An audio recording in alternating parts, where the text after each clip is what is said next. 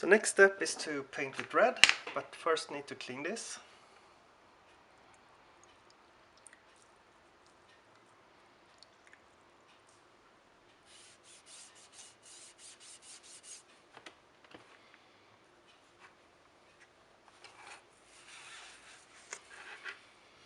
And then sharpen this one.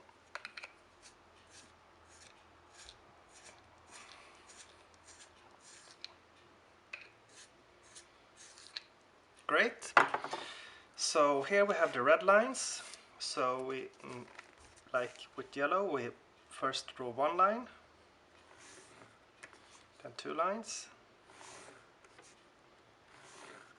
and then 3 lines.